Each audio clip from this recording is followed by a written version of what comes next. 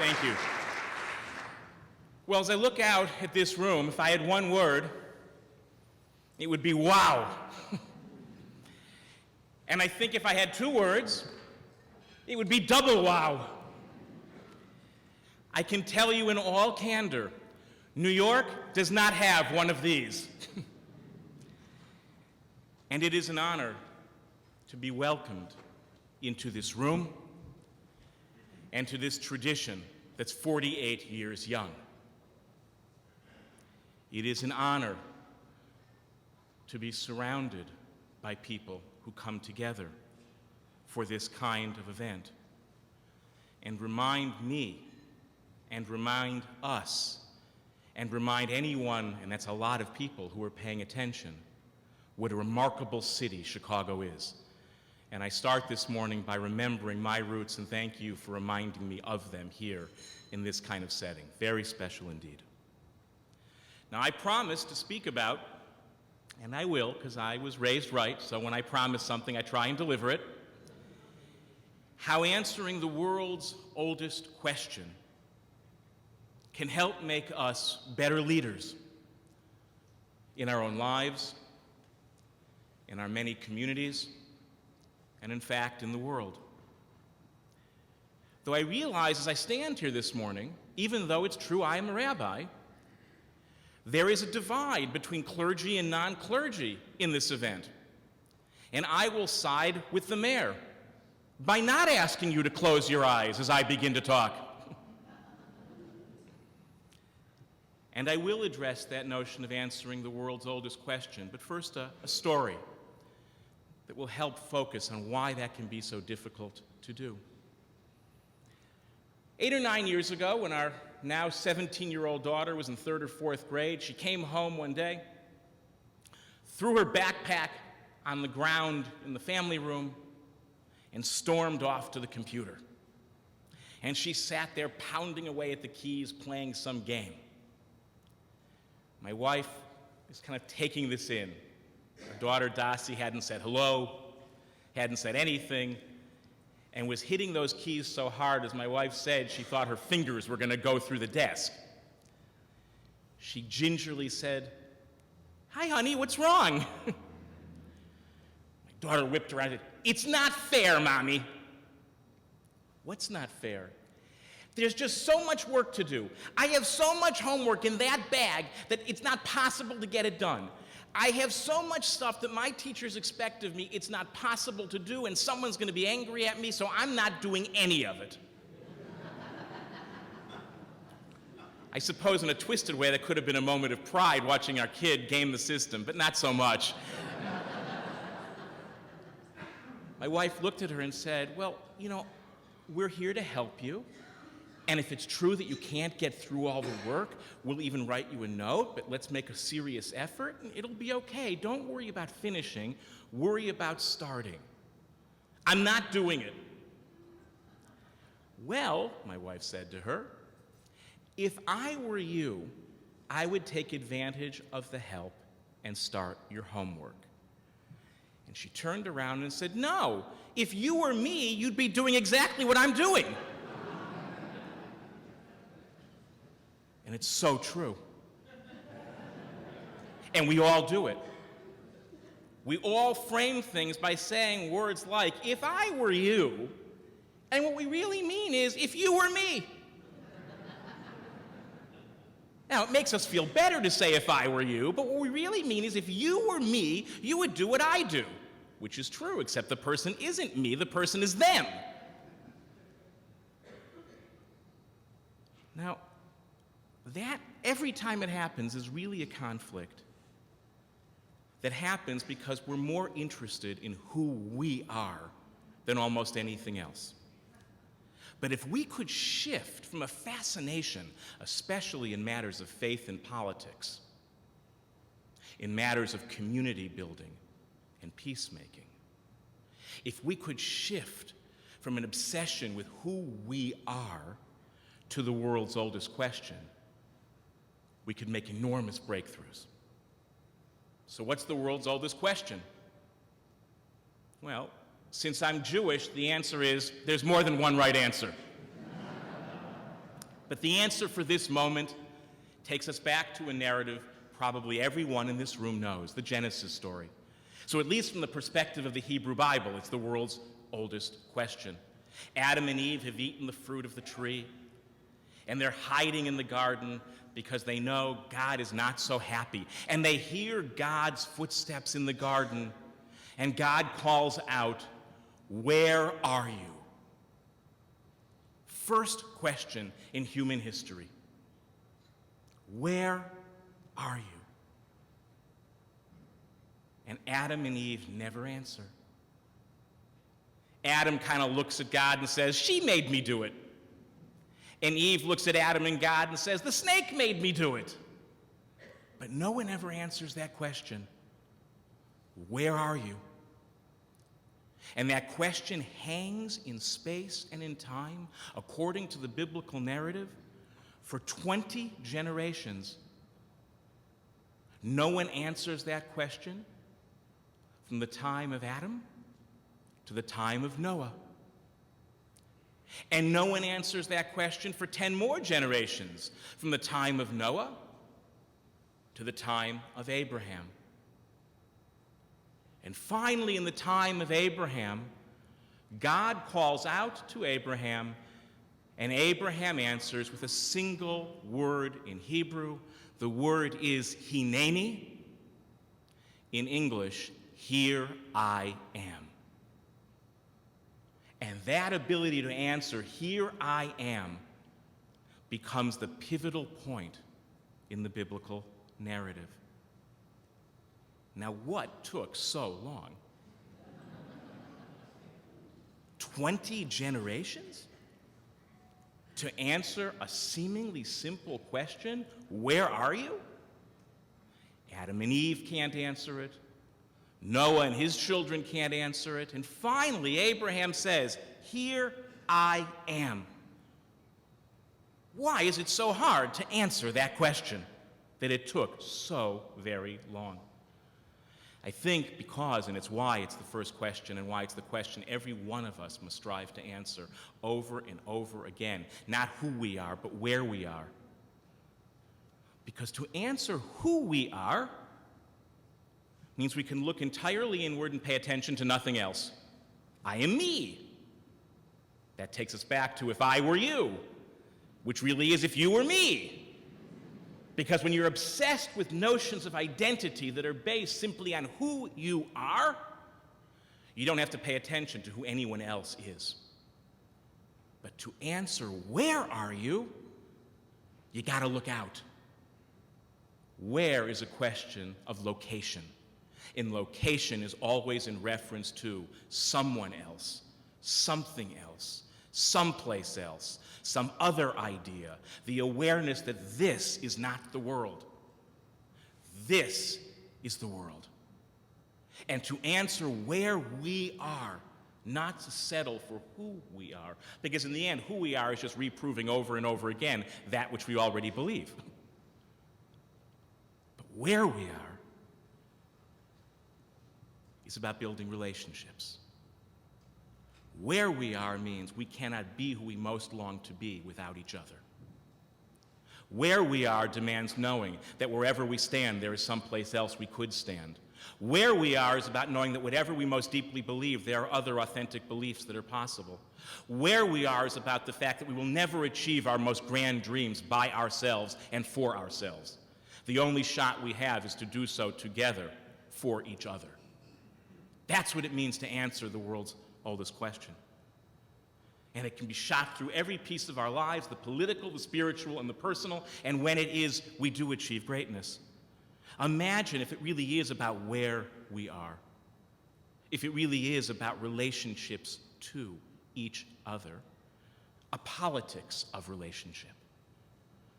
And of course, the politics of relationship can be right or left. It doesn't make any claim that necessarily drives you in one direction or another. It simply says that whatever direction you think you're going in, you better pay close attention to the one you're not going in also. And not simply because you long to fix them and bring them over to your side, but because you will actually need to measure your success and your achievements, not only based on what you believe, but what they believe. A politics of relationship knows that we're going nowhere unless we're going together. And that we do not all have to agree to go there together. We simply need to know that our success will be measured not just by what we already believe, but by the people who don't agree with us believe also. What about a spirituality, a faith, a religion of relationship? Because if a politics of relationship can be right or left, and clearly it can be, a spirituality, a faith, a religion of relationship can be, and all the words are wrong here, conservative or progressive. It's not about a particular theology or a particular tradition. A religion of relationship understands always to be aware not only of who we are and what we most deeply believe, but where we are relative to those who do not share our beliefs, who do not live in our neighborhoods, who do not live in our nation, who do not experience life as we experience it. Not because we necessarily want to experience their life or share their views, but because we cannot take the full measure of what we hope to achieve without paying close attention to those others. And it's also true in our personal lives.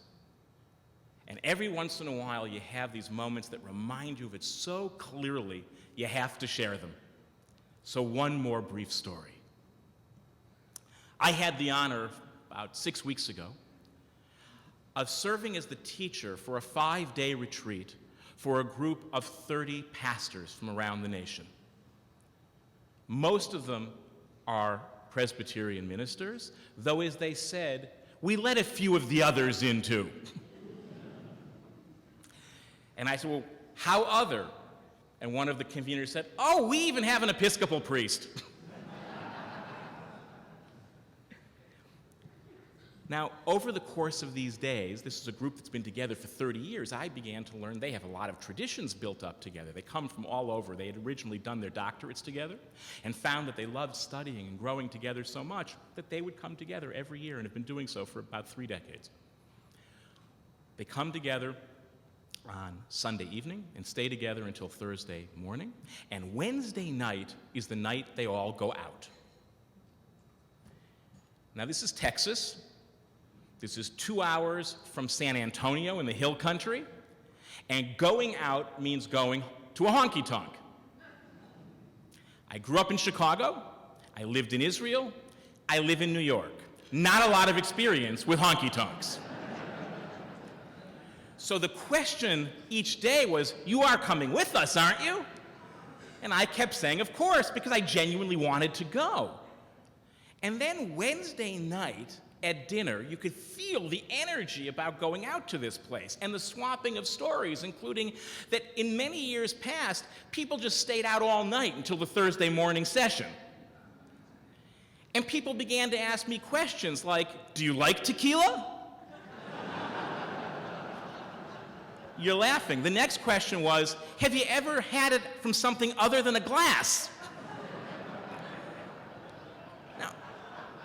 I'm glad you're all laughing.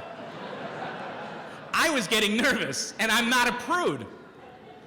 But I didn't want to offend them, so I turned to one guy, and there was a division in the room based on where people had trained for their ministry. If they trained in Texas, they were already like pre-drinking. If they had trained at places like Princeton, I turned to one guy who had now become a friend and said, Fred, are you going tonight? He said, of course not. I said, well, no, but that's not right, because I need to go, and I don't want to be rude, but if you're scared to go, that's actually sending me a pretty tough message. And he said, oh, wait a second, you want to go? I said, yeah, but I am a little nervous based on what I'm hearing. He said, no problem, you need bodyguards. And he said, I promise you, his words, a phalanx of Princeton bodyguards when we go to this Texas honky-tonk. So we go in, and it was more or less as I had imagined, though I did learn no mechanical bull in any self-respecting honky-tonk. Lots of neon, lots of liquor, big band on stage, and people dancing. And the band was actually pretty good, and I was enjoying the music, and we were talking, and all of a sudden, the guy who's leading the band says, we're going to finish up this set here in a minute, but before we do, we want to acknowledge that tonight is a historic night at the Inn of the Hills. You already got it. He said, tonight's a historic night at the Inn of the Hills because we're pretty sure we've never had a rabbi in here before. all of a sudden, whatever lights were on in the room go dark, and there's a spotlight on me. He says, now, I have an introduction here that was written for this special occasion. And he begins to read kind of a part bio, which had ridiculous hyperbole, describing me as a prophet, teacher, and sage to Jew and Christian alike. Even my mother doesn't believe that.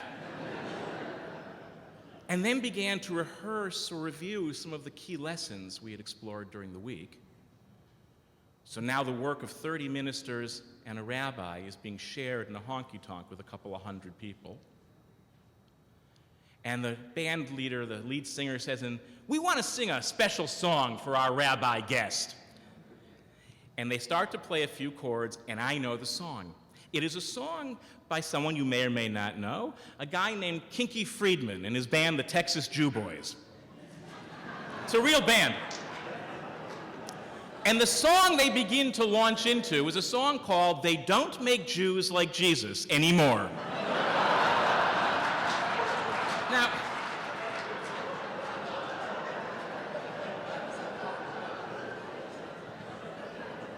the really amazing part of this story is I know the song. So I start singing the song to myself.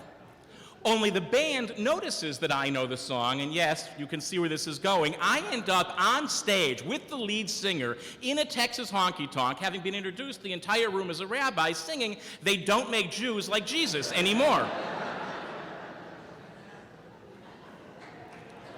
The song ends, and the lead singer says to me kind of quiet, says, I hope that was okay.